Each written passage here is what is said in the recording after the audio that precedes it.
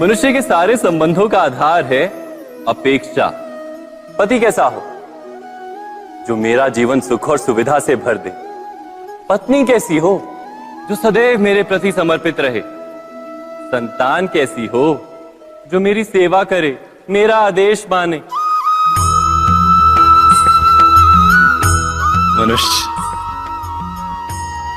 मनुष्य उसी को प्रेम भी कर पाता है जो उसकी अपेक्षा पूर्ण करता है। और अपेक्षा की तो नियति है भंग होना। कैसे? क्योंकि अपेक्षा मनुष्य के मस्तिष्क में जन्म लेती है। कोई अन्य व्यक्ति उसकी अपेक्षाओं के बारे में जान ही नहीं पाता। पूर्ण करने की प्रामाणिक इच्छा हो तब भी कोई मनुष्य किसी की अपेक्षाओं को पूर्ण नहीं कर पाता। और वहां से जन्म लेता है संघर्ष। सारे संबंध संघर्ष में परिवर्तित हो जाते। पर मनुष्य अपेक्षा को संबंध का आधार ना बनाए और स्वीकार करे केवल संबंध का आधार, तो क्या ये जीवन स्वयमेव सुख और शांति से नहीं भर जाएगा? स्वयं विचार कीजिएगा।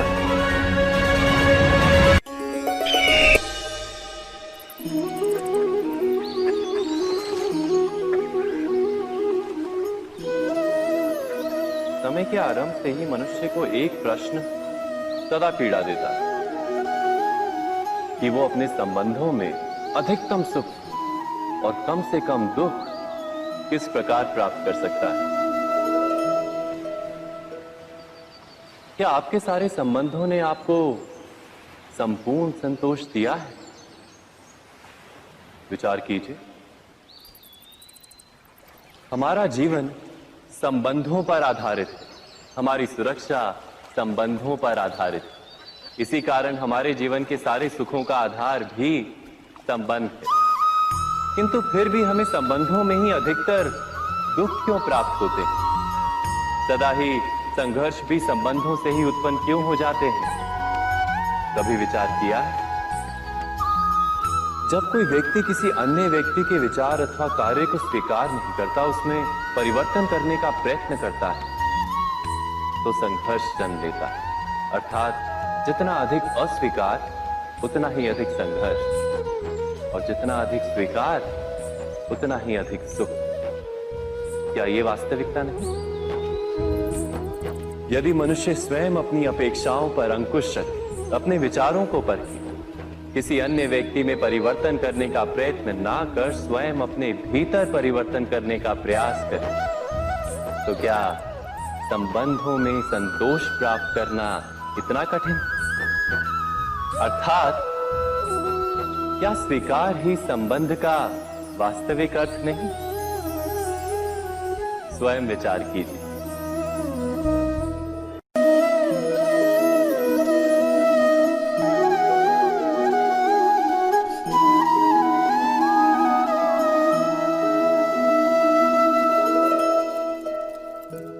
जब किसी व्यक्ति को किसी घटना में अन्याय का अनुभव होता है, तो वो घटना उसके अंतर को झकझोर देती।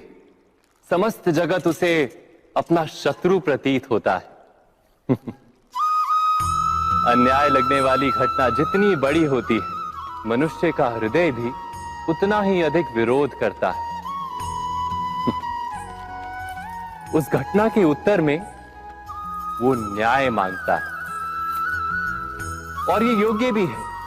वास्तव में समाज में किसी भी प्रकार का अन्याय व्यक्ति की आस्था और विश्वास का नाश है। किंतु ये न्याय क्या है? न्याय का अर्थ क्या है? अन्याय करने वाले को अपने कार्य पर पश्चाताप हो और अन्याय भुगतने वाले के मन में फिर से विश्वास जगे समाज के प्रति। इतना ही अर्थ है ना न्याय का। किंतु जिसके हृदय में धर्म नहीं होता, वो न्याय को छोड़कर वैर और प्रतिशोध को अपनाता है। हिंसा के बदले प्रतिहिंसा की भावना लेकर चलता है। स्वयं भोगी हुई पीड़ा से कहीं अधिक पीड़ा देने का प्रयत्न करता है और इस मार्ग पर चलते अन्याय को भुगतने वाला स्वयं अन्याय करने लगता है। शीघ्र ही वो अपराधी बन जाता है, अर्थात न्याय और प्रतिशोध के बीच बहुत कम अंतर होता है और इसी अंतर का नाम है धर्म। क्या ये सत्य नहीं? स्वयं विचार कीजिए।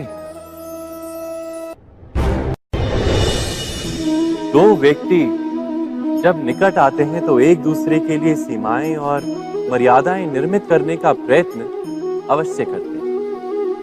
हम यदि सारे संबंधों पर विचार करें तो देखेंगे कि इन सारे संबंधों का आधार यही सीमाएं हैं जो हम दूसरों के लिए निर्मित करते हैं। और यदि अनजाने में भी कोई अन्य व्यक्ति इन सीमाओं को तोड़ता है तो उसी क्षण हमारा हृदय क्रोध से भर जाता है। इन सीमाओं का वास्तविक रूप क्या है? क्या हमने कभी विचार किया? सीमाओं के द्वारा हम दूसरे व्यक्ति को निर्णय करने की अनुमति नहीं देते, अपना निर्णय उस व्यक्ति पर थोपते, अर्थात किसी की स्वतंत्रता का अस्वीकार करते हैं। और जब स्वतंत्रता का अस्वीकार किया जाता है तो उसका हृदय दुख से भर जाता है और जब वो सीमाओं को तोड़ता है तो हमारा हृदय क्रोध से भर जाता है। क्या ऐसा नहीं होता?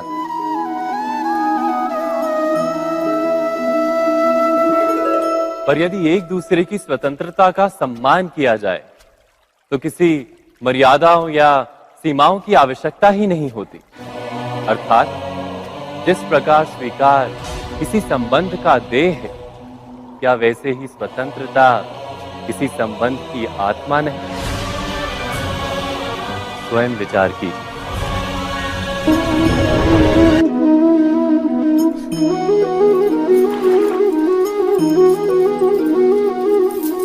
पिता सदा ही अपने संतान के सुख की कामना करते हैं, उनके भविष्य की चिंता करते रहते हैं। इसी कारणवश सदा ही अपने संतानों के भविष्य का मार्ग स्वयं निश्चित करने का प्रयत्न करते रहते हैं। जिस मार्ग पर पिता स्वयं चला है, जिस मार्ग के कंकर पत्थर को स्वयं देखा है, मार्ग की छाया, मार्ग की धूप को स्वयं जाना है, उसी मार्ग पर उसका पुत्र भी चले, यही इच्छा रहती है हर पिता की।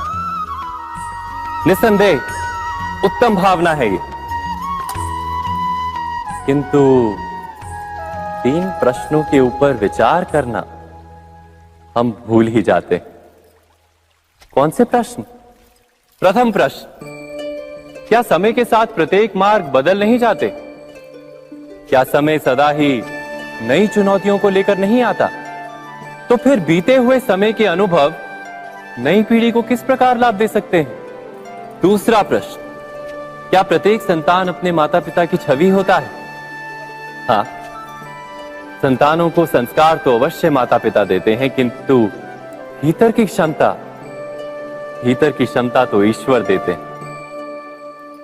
तो जिस मार्ग पर पिता को सफलता मिली है, विश्वास है कि उसी मार्ग पर उसकी संतानों को भी सफलता और सुख प्राप्त होगा। तीसरा प्रश्न, क्या जीवन के संघर्ष और चुनौतियां लाभकारी नहीं होती? क्या प्रत्येक नया प्रश्न एक नए उत्तर का द्वार नहीं खोलता? तो फिर संतानों को नए नए प्रश्नों, संघर्षों और चुनौतियों से दूर रखना, ये उनके लिए लाभ करना कहलाएगा या हानि पहुंचाना? अर्थात जिस प्रकार संतान के भविष्य का निर्माण करने के बदले उसके चरित्र का निर्माण करना श्रेष्ठ है, वैसे संतानों के जीवन का मार्ग निश्चित करने के बदले उन्हें नए संघर्षों के साथ जूझने के लिए मनोबल व ज्ञान देना अधिक लाभदायक नहीं होगा? स्वयं विचार कीजिए।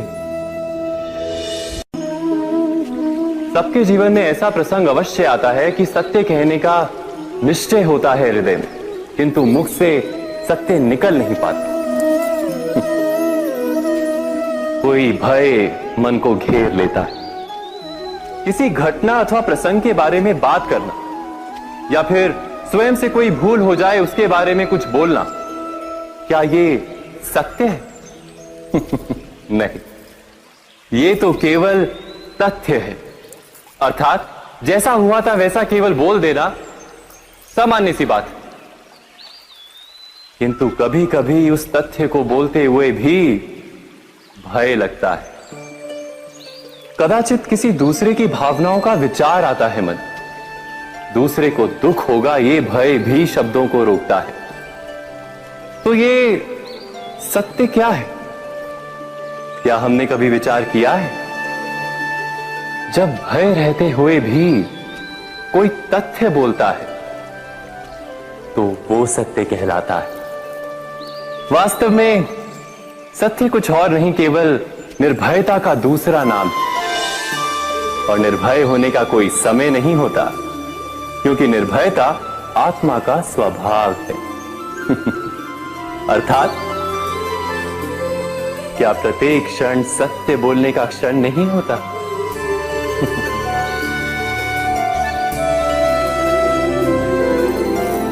स्वयं विचार कीजिए।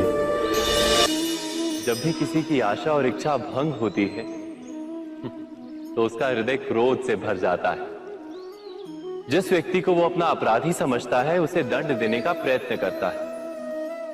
पर क्या हमारी इच्छा या आशा का भंग होना क्या सदा ही किसी का अपराध होता है? इच्छाओं के अपूर्ण रहने के तो कई कारण हो सकते हैं। कुछ तो संजोग के कारण अधूरी रह जाती हैं और कुछ नियति के कारण। और कभी कभी इच्छाओं का स्वरूप ही ऐसा होता है कि वो पूर्ण नहीं हो पाती। बिना परिस्थिति पर विचार किए किसी को अपराधी मान लेना न्याय नहीं, प्रतिशोध है। न्याय का आधार तो दया है, करुणा है, और प्रतिशोध का आधार क्रोध, अहंकार। अर्थात हृदय में करुणा धारण किए बिना किसी के अपराध के विषय में विचार करना, किसी को दंड देना, क्या अपने आप में ही अन्याय नहीं? स्वयं विचार कीजिए।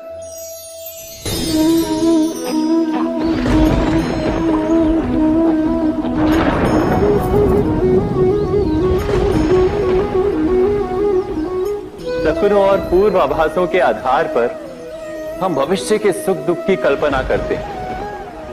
भविष्य के दुख का कारण दूर करने के लिए हम आज योजना बनाते हैं।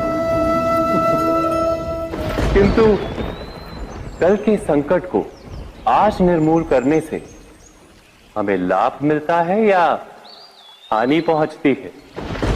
ये प्रश्न हम कभी नहीं करते। सत्य तो ये है कि संकट और उसका निवारण साथ जन से, व्यक्ति के लिए भी और सृष्टि के लिए भी। नहीं, आप अपने भूतकाल का स्मरण कीजिए, इतिहास को देखिए। आप तुरंत ही ये जान पाएंगे कि जब जब संकट आता है तब तब उसका निवारण करने वाली शक्ति भी जन्म लेती है। यही तो जगत का चलन है। वस्तुतः संकट ही शक्ति के जन्म का कारण है। प्रत्येक व्यक्ति जब संकट से निकलता है तो एक पद आगे बढ़ा होता है, अधिक चमकता है, आत्मविश्वास से अधिक भरा होता है, न केवल अपने लिए अपितु विश्व के लिए भी। क्या ये सत्य नहीं? वास्तव में संकट का जन्म है एक अवसर का जन्म, अपने आप को बदलने का, अपने विचारों को ऊंचाई पर करने का अवसर, अपनी आत्मा को बलवान और ज्ञान मंडित बनाने का अवसर। जो ये कर पाता है उसे कोई संकट नहीं होता, किंतु जो ये नहीं कर पाता वो तो स्वयं एक संकट है विश्व के लिए। विचार कीजिए।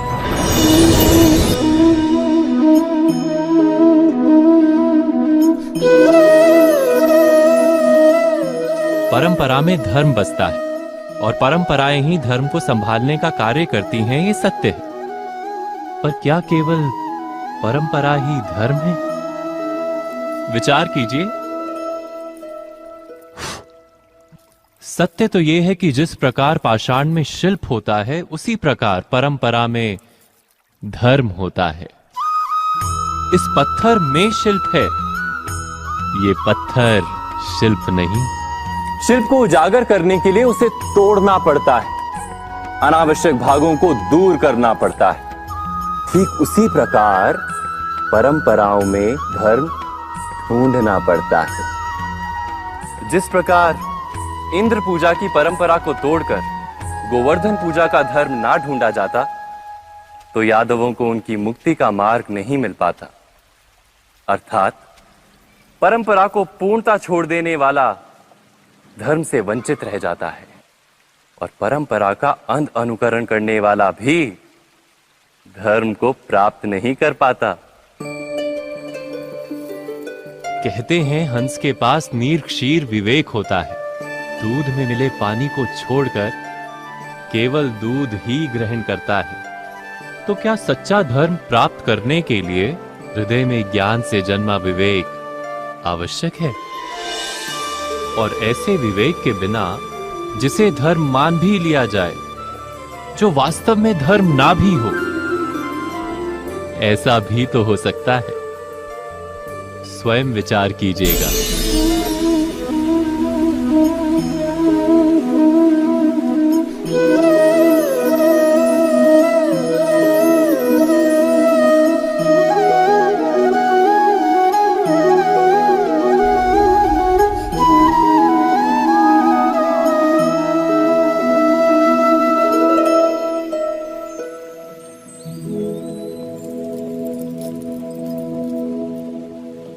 भविष्य के आधार पर सब आज का निर्णय लेना चाहते हैं। भविष्य में सुख मिले, भविष्य सुरक्षित हो, ऐसे निर्णय आज लेने का प्रयत्न रहता है सबका।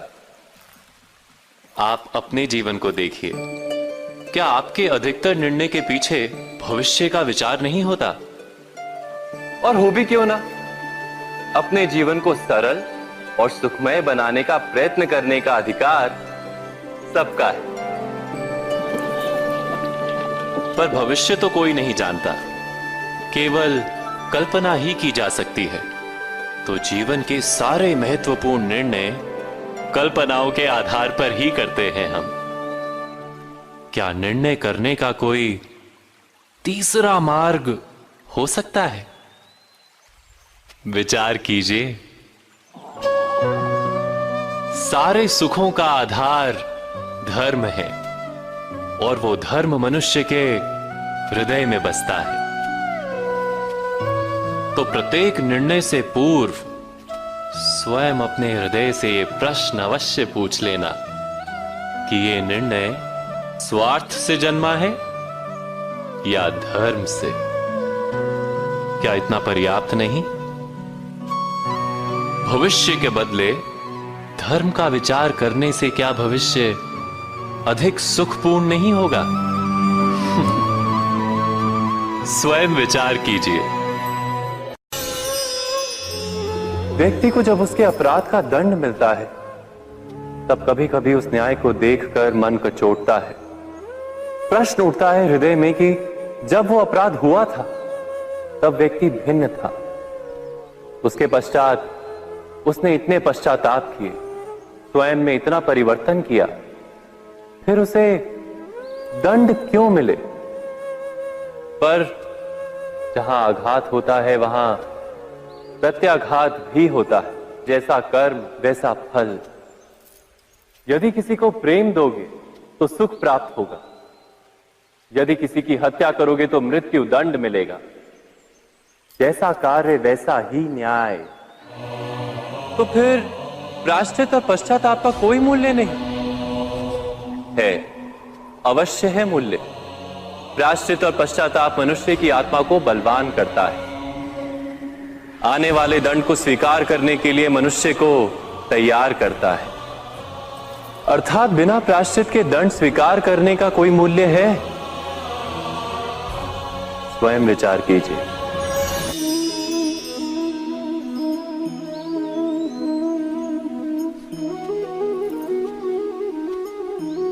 जब अपने किसी अच्छे कार्य के उत्तर में दुख प्राप्त होता है अथवा किसी को उसके दुष्ट कार्य में सुख मिलता है, तो मन अवश्य ये विचार करता है कि अच्छा कार्य करने का, धर्म के मार्ग पर चलने का तात्पर्य क्या है। पर दुष्ट आत्मा को क्या प्राप्त होता है ये भी देखिए। दुष्टता करने वाला हृदय सदा चंचल रहता है, अकुलाता रहता है। मन में सदा नए नए संघर्ष उत्पन्न होते हैं। अविश्वास उसे जीवन भर दौड़ाता है। क्या ये सुख है? जबकि धर्म पे चलने वाले, अच्छा कार्य करने वाले, सच्चरित्र व्यक्ति का हृदय शांत रहता है। परिस्थितियां उसके जीवन के सुख में बाधा नहीं बनती। समाज में सम्मान और मन में संतोष रहता है सदा। अर्थात अच्छा बर्ताव भविष्य में किसी सुख का मार्ग नहीं, अच्छा बर्ताव स्वयं सुख अथवा बुरा बर्ताव भविष्य में किसी दुख का मार्ग नहीं। अधर्म उसी क्षण दुख उत्पन्न करता है। धर्म से सुख नहीं, धर्म स्वयं।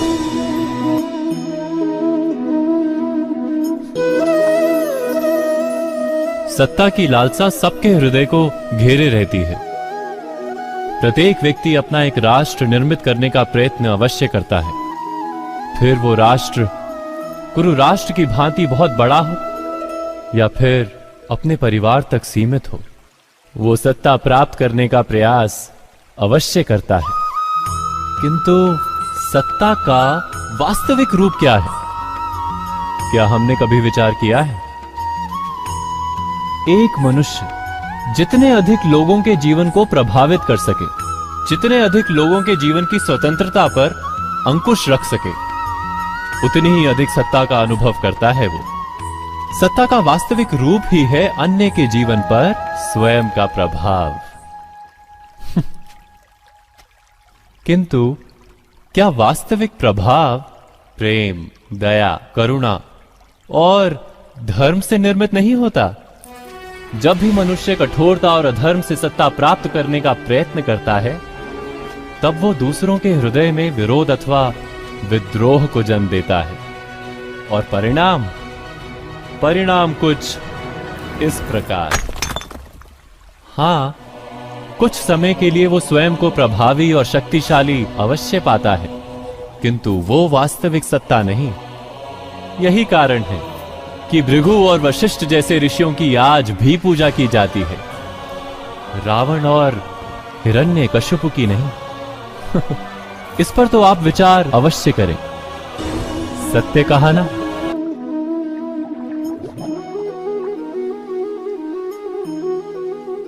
इस संसार में आने वाला प्रत्येक बालक संपूर्णतः संस्कार रहित होता है। उसके अंतर पर ना किसी अच्छे संस्कार के चिन्ह अंकित होते हैं, ना ही बुरे संस्कार के। अर्थात जन्म से बालक में ना कोई गुण होता है और ना ही कोई दोष। तो ये दोष अथवा गुण किस प्रकार प्राप्त होते हैं? क्या हमने कभी विचार किया है?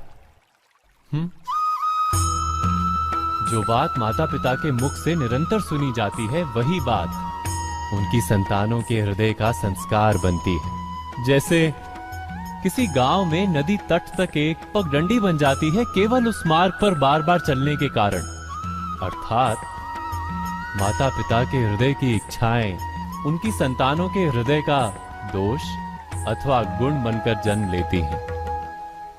क्या ये सत्य नहीं? पर फिर भी जब उनकी संतानों में कोई दोष दिखाई देता है, तो माता पिता आश्चर्य और दुख से भर जाते हैं। माता पिता का हृदय ये प्रश्न करता है कि उनकी संतानों में ये कुसंस्कार आए कहां से? सत्य तो यही है कि माता पिता अपनी संतानों को अनजाने में ही कुसंस्कार के बीज दे देते हैं, जो उनके संतानों की हृदय भूमि पर कुसंस्कार का वृक्ष बनकर उगता है। अर्थात अपनी संतानों को सुसंस्कारी और धर्ममय बनाने की आशा रखने वाले प्रत्येक माता पिता को प्रथम अपने हृदय की इच्छाओं पर अंकुश रखना क्या अनिवार्य नहीं?